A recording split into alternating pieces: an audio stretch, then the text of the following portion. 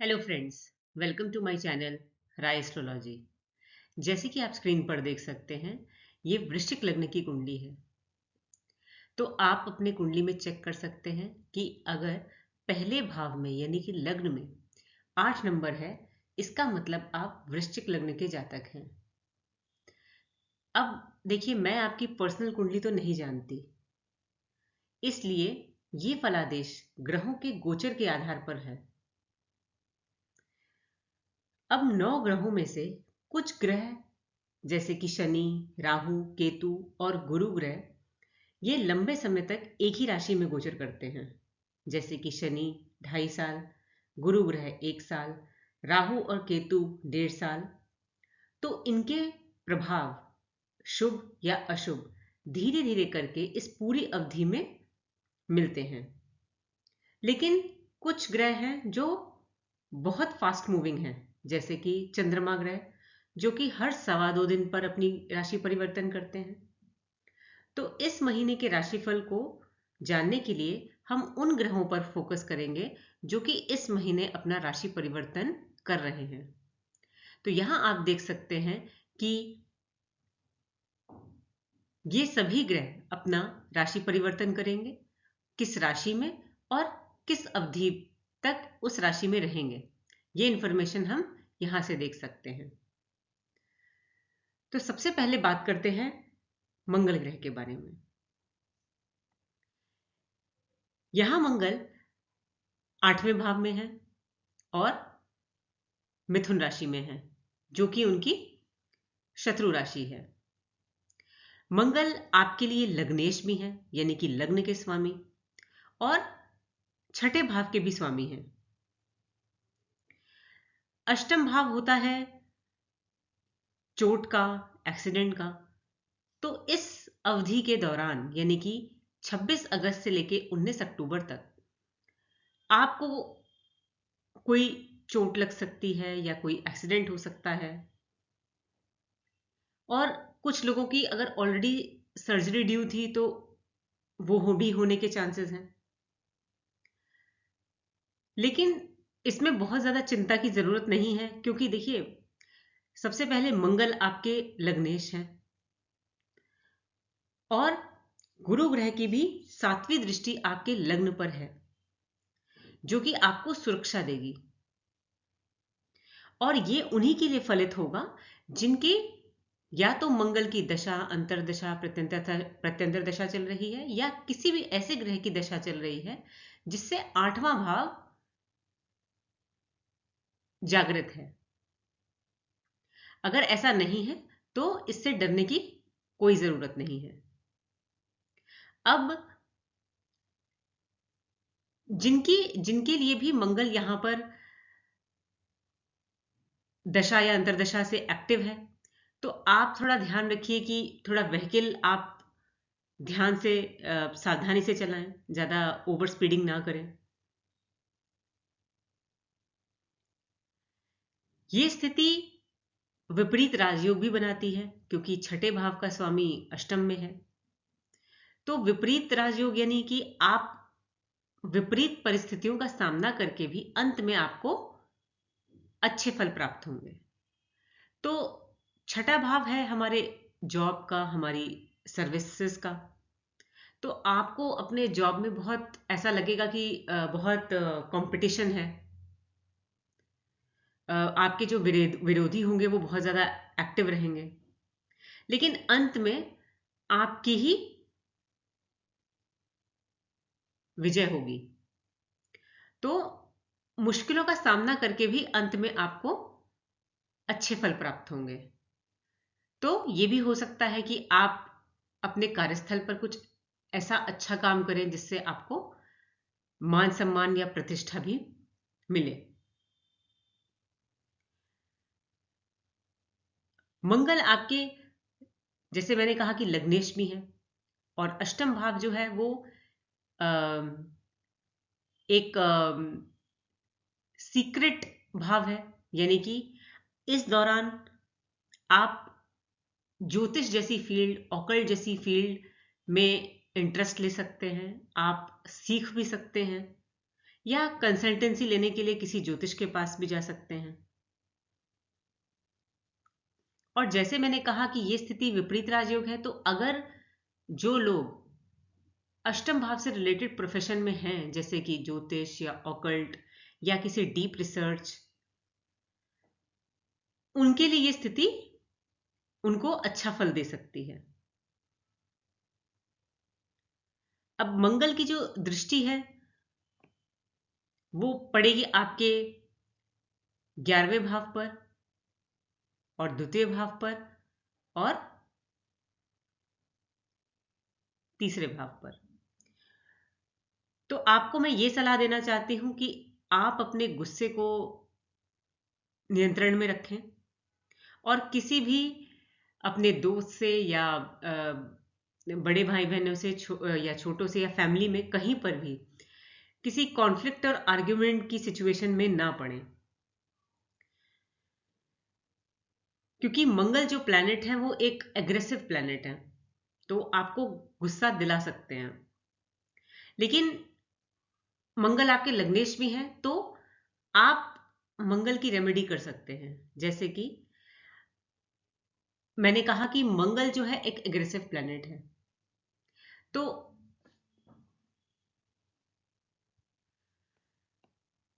मैं आपको ये रिकमेंड करूंगी कि आप एक्सरसाइज करें, जिमिंग करें और एक्सरसाइज भी अच्छे से करें, जिससे कि आपको आपकी जो एनर्जी है वो यूटिलाइज हो। अब ऐसे भी कुछ लोग हो सकते हैं जो कि एक्सरसाइज नहीं कर पाएंगे, कोई हेल्थ इशू भी हो सकता है, तो आप डेली बेसिस पे हनुमान चालीसा पढ़िए, ये आपके लिए अच्छा रहेगा। अब बात करते हैं सूर्य ग्रह की। सूर्य ग्रह गोचर करेंगे 11वें भाव में 16 सितंबर से लेकर 16 अक्टूबर तक, और सूर्य ग्रह यहां पर बैठे हैं आपके करियर और प्रोफेशन यानी कि कार्य क्षेत्र के स्वामी होकर। तो यहां पर आपकी कोई इनकम में इंक्रीमेंट मिल सकता है, हो सकता है कि कोई आप प्रमोशन एक्सपेक्ट कर रहे हो वो हो जाए, या किसी भी तरीके से आपकी इनकम बढ़ सकती है। आप अपने प्रोफेशनल स्पेस में भी कोई ऐसा काम कर सकते हैं, अच्छा काम कर सकते हैं, जिसकी वजह से आपको कोई मान सम्मान मिले, आपको रिकॉग्निशन मिले, आपको रिवॉर्ड दिया जाए। आपके लीडरशिप स्किल्स, जो नेतृत्व करने की जो क्षमता है, वो बहुत अच्छी रहेगी। आप किसी प्रोफेशनल गैदरिंग में या सोशल गैदरिंग में जा सकते हैं। आपके जो दोस्त हैं, आपके फ्रेंड्स हैं, वो भी आपके लिए आपकी हेल्प करेंगे। और करियर रिलेटेड कोई अगर आपकी कोई इच्छा थी, एम्बिशन था, हो सकता है कुछ लोग किसी बेटर पोजीशन चाहते हों या अपना डिपार्टमेंट में कोई चेंज चाहते हों,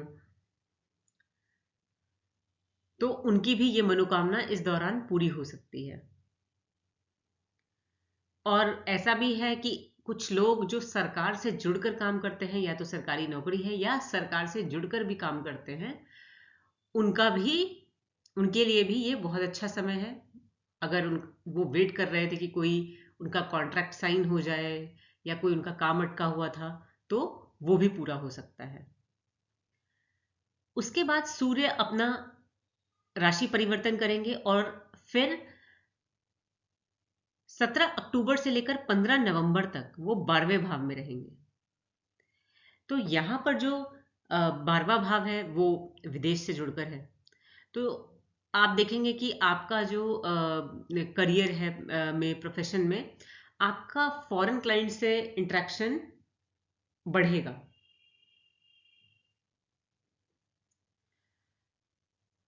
और यहां पर जो सूर्य हैं तुला राशि में वो नीच के हो जाते हैं, इसलिए इस समय आपके कॉन्फिडेंस में थोड़ी कमी आएगी और पिता और उच्च अधिकारी के साथ तालमेल में थोड़ी कमी रहेगी।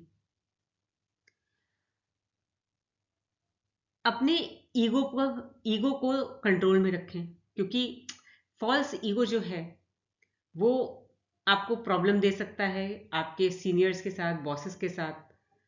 आपकी अलाइनमेंट इश्यूज आ सकते हैं। पिता के स्वास्थ्य का भी ध्यान रखिए। और इनफैक्ट आपके लिए और आपके पिता के लिए, दोनों के लिए योगा और मेडिटेशन बहुत अच्छा है। तो आप इसको डेली प्रैक्टिस करें, आपके हेल्थ में बेटरमेंट आएगी।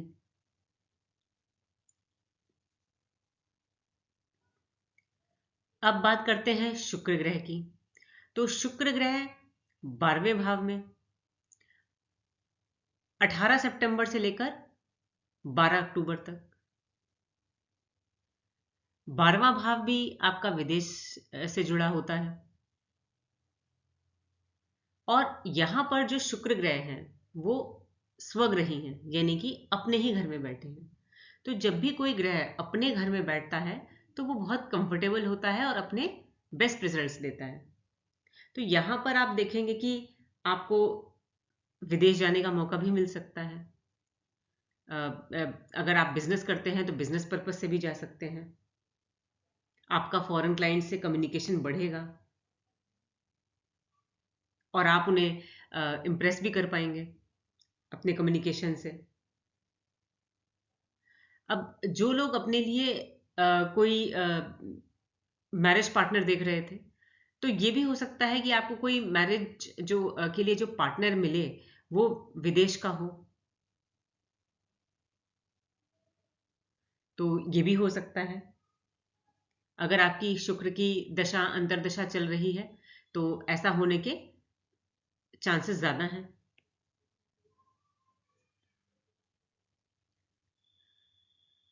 उसके बाद शुक्र ग्रह गोचर करेंगे आपके लग्न में 13 अक्टूबर से लेकर 6 नवंबर तक। तो शुक्र यहां पर वृश्चिक राशि में है, जो कि उनके लिए सम राशि है। अब यहां पर शुक्र सप्तम और 12वें भाव के स्वामी होकर बैठे हैं और अपने ही भाव यानी कि सप्तम भाव को देख रहे हैं। तो ये तो मैं पहले भी बता चुकी हूं कि आपको किसी भी विदेशी चीजों से फायदा हो सकता है, फॉरेन लैंड या फॉरेन प्रोडक्ट, या आप किसी एमएनसी में काम करते हो, इंपोर्ट एक्सपोर्ट का काम करते हो। अगर बिजनेस करते हैं और फॉरेन से जुड़ा है तो डेफिनेटली आपको अच्छा प्रॉफिट होगा, आपकी इनकम बढ़ सकती है। और जो लोग शादी के इच्छुक हैं उनको कोई अच्छा प्रपोजल मिल सकता है और शादी की बात भी आगे बढ़ सकती है। कोई रोमांटिक अफेयर भी स्टार्ट हो सकता है और आगे जाकर वो शादी में भी कन्वर्ट हो सकता है। और जो लोग ऑलरेडी मैरिड हैं उनके रिलेशनशिप में बेटरमेंट होगी। अब शुक्र लग्न में है और शुक्र के जो कारक हैं, चीज़ें हैं, वो सारे ब्यूटी प्रोडक्ट्स हैं। तो इस दौरान आप अपने ऊपर भी ध्यान देंगे।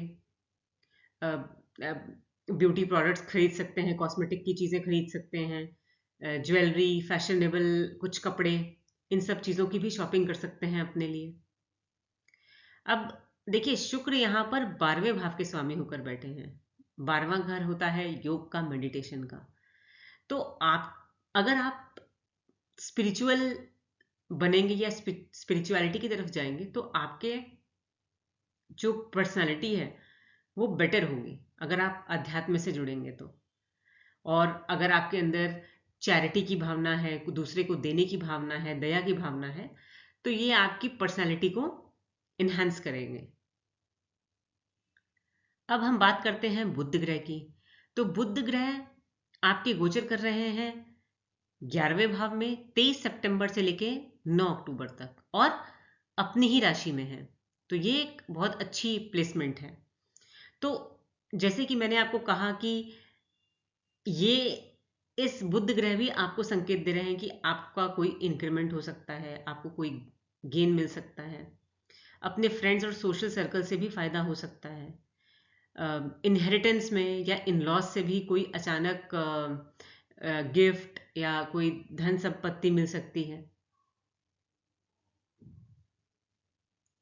अगर आप ज्योतिष जैसी फील्ड से जुड़े हैं तो आपको भी यहां से इनकम मिल सकती है, आपको गेन्स होंगे अगर आप स्वयं जो एस्ट्रोलॉजी को प्रैक्टिस करते हैं तो।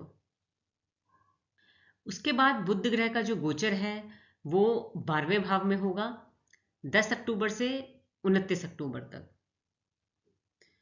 तो 12वां भाव विदेशी चीजों से है, तो अगर आप किसी भी एमएनसी या फॉरेन कंपनी से जुड़े हैं तो आपको अच्छा लाभ मिलेगा, आप अपने प्रोफेशन में अच्छा करेंगे। इनफैक्ट आप इस दौरान, जो लोग रेडी हैं, वीजा रेडी है, वो लोग विदेश भी जा सकते हैं। लेकिन बुध ग्रह यहां पर 8वें भाव के स्वामी होकर 12वें में बैठे हैं, तो आपको अपनी हेल्थ के लिए थोड़ा सतर्क रहना चाहिए, सावधान रहना चाहिए और अपना ध्यान रखना चाहिए। लेकिन ये स्थिति विपरीत राजयोग की भी है, जहां पर आप मुश्किल का सामना करके भी अंत में आपको अच्छे रिजल्ट मिल सकते हैं। तो आपको कोई अचानक धन संपत्ति मिल सकती है, या नौकरी में अगर चेंज चाहते थे तो वो भी मिल सकता है। 12वां भाव आइसोलेशन का है, तो आपको इस दौरान अकेले में रहना पसंद आएगा, जो कि आपके लिए ठीक भी है। आप दूसरों के पैसे को भी बेटर तरीके से इन्वेस्ट कर सकते हैं। तो ये थी जानकारी बुध ग्रह के बारे में। अब हम बात करते हैं गुरु ग्रह के बारे में, जो कि बहुत गुरु ग्रह का जो गोचर होता है वो बहुत इंपॉर्टेंट होता है। तो गुरु ग्रह आपके सप्तम भाव पर बैठे हैं, किसके स्वामी होकर? दूसरे और 5वें होके। तो ये स्थिति धनयोग भी बनाती है और राजयोग भी। और गुरु ग्रह इस भाव में 1 साल तक रहेंगे। तो गुरु ग्रह यहां पर 1 साल तक रहेंगे, मई 2024 से लेकर मई 2025 अगले साल तक। तो आपको इसके बेनिफिट इस पूरी ड्यूरेशन में करके धीरे धीरे आपको मिलेंगे। तो सप्तम भाव जो है वो पार्टनरशिप का है, चाहे वो विवाह हो या बिजनेस पार्टनरशिप। तो जो लोग विवाह के लिए इच्छुक हैं उनके लिए अच्छा समय है, उनको इस पूरे दौरान कोई अच्छा प्रपोजल मिल सकता है और शादी आपकी पसंद से होगी, क्योंकि 5वां भाव लव और रोमांस का होता है। तो 5वें भाव के स्वामी होकर सप्तम में बैठे हैं। या जिन लोगों का ऑलरेडी कोई लव अफेयर चल रहा था वो मैरिज में कन्वर्ट हो सकता है। गुरु ग्रह की जो दृष्टि है वो भी एक ब्लेसिंग की तरह होती है। तो गुरु ग्रह की दृष्टि है 11वें भाव पर। तो जैसे मैंने कहा कि आपकी इनकम बढ़ सकती है अगर आप किसी एमएनसी से जुड़कर काम कर रहे हैं या किसी बड़ी ऑर्गेनाइजेशन से जुड़कर काम कर सकते हैं। और आपकी जो भी इच्छा है, इच्छा की पूर्ति हो सकती है।